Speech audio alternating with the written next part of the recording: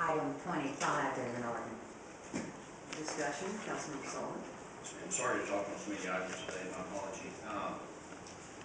The policy of the administration, which I respect and makes sense, is that we don't disclose the appraisal values on properties that we're going to sell, and I respect that and I understand the reason for it. But it just puts council members, or at least I think it puts me in a funny position of voting to approve selling something for an amount that we have no idea if it's market-based appraisal or how it's appraised and the value. So don't know what the fix is. I know the city attorney has talked about executive session in the past, and that's one way that we could address it. But it just does put council members a little bit of a quandary to say, yeah, this is the best deal for the taxpayer, the taxpaying public. Just want to say that. Thank you.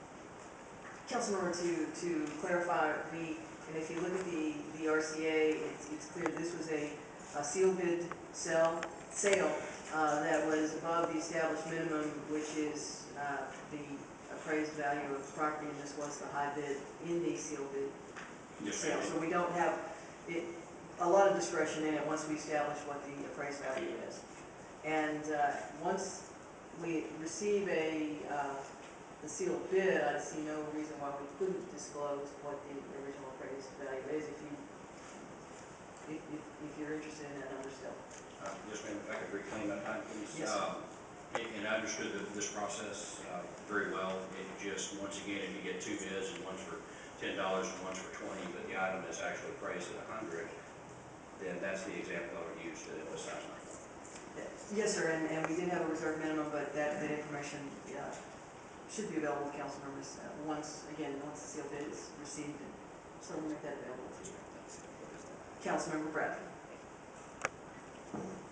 Mayor, commentary along the same line. It just seems that the reserve minimum could and should be exposed once the city has accepted a sealed bid. And the point that Councilman Sullivan makes is valid in my view, because we don't know what the numbers were, and we simply take for face value that, okay, that this is a good deal, and simply exposing or disclosing what the numbers are after the city has accepted it would have been a prudent thing to do. Thank you. Yes, sir, I agree, as I did with Councilmember Sullivan. Councilmember Christie. I just reiterate, this is why we need executive sessions. Thank you, Councilmember. I agree with that, most definitely. Councilmember Burks.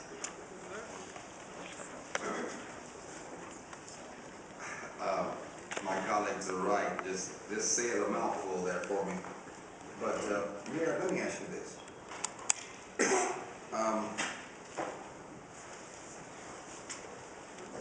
In our bond, 410 million, I think it is. Do we have anything in there about executive session? No, sir.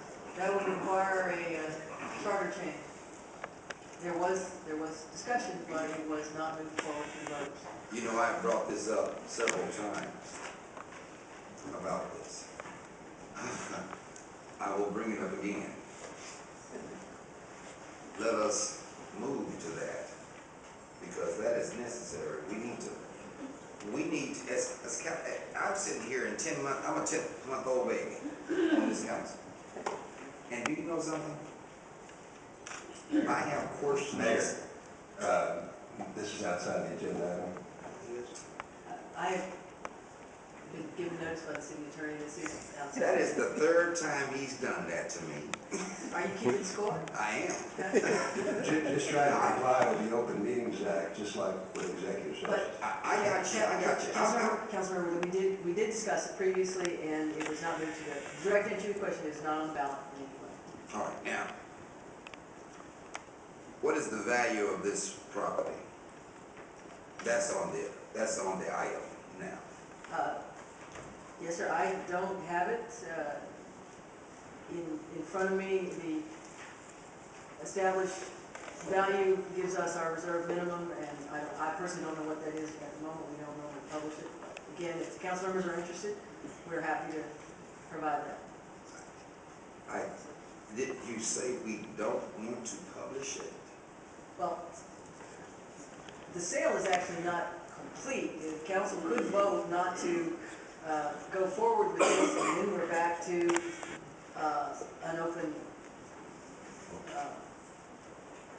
a bid process.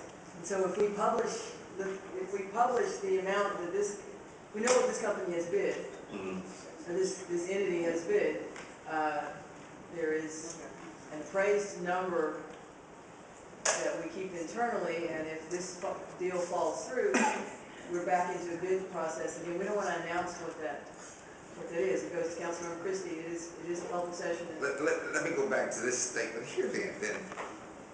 Who We knows are happy- what the I- value is? Our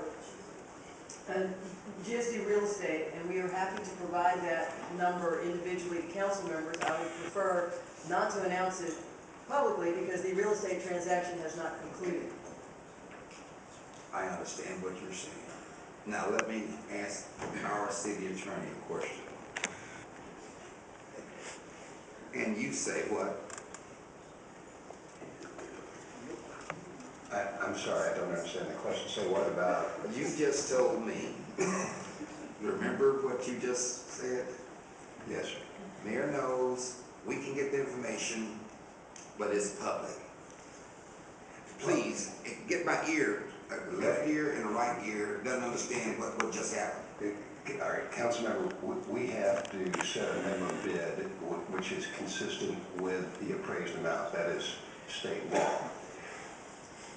However, it is possible, the minimum bid has to be at least the appraised value. It's possible that the minimum bid is more than the appraised value. The point the mayor is making is if the deal falls through, then the city has already disclosed what the appraised value is, then it is restricted in terms of what it can set the minimum bid at.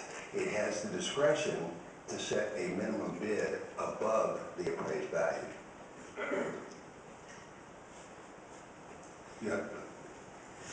So in other words, it would be imprudent to publicly disclose what the appraised value is because the minimum bid may be set at a higher amount. But we are still public, aren't we? Yes, sir, we are, and certainly as council members, you would be entitled to that information, but public disclosure is not required under state law because it could impact the city's negotiating position or what the city is attempting to do in the transaction. Thank you for that clarification. Thank you, Mayor. Mayor Pro Tem Gonzalez. Thank you, Mayor. I do appreciate the comments made by my colleagues on that issue, and definitely respect their thoughts on that. I just wanted to change the conversation a little bit, just to talk about the buyer itself. Reached out to some community leaders out there, and they're happy with this purchaser. They've been in operation now for more than 50 years throughout the city. They operate 4 other locations, and they're going to be providing some very important services to the community that include after-school programs for children and teenagers, food and clothing distribution, ESL and GED classes, as well as job placement. So we did our due diligence and reached out to the community members on who their new neighbor would be, and they're happy and excited about the services coming to the near north side community. So just wanted to share that on the buyer and some of the positives coming forward as well. It's in District 8, so just wanted to share that. But I definitely understand and respect the issues, and glad to report this was a sealed bid process. This was the highest one of those bids, and they were set above the appraised value. So I personally am supporting it. Thank you. Councilmember Lasker. Thank you, Mayor. I just want to further clarify with Mr. Feldman. I think I heard him say that there is a minimum bid at which a sealed bid, if you open it up, if it didn't make the minimum bid, you wouldn't be able to accept it. Is that correct? That is correct. And the minimum bid is set at least at the appraised value? Is that correct? That is correct. So it's safe to assume and correct to say that this this bid here is at or above the appraised value? Yes, sir. Thank you. Further discussion? Moving to a vote on the item, favoring, opposed, item carries. Okay, that completes the items listed under the consent agenda under matters held. Item 13.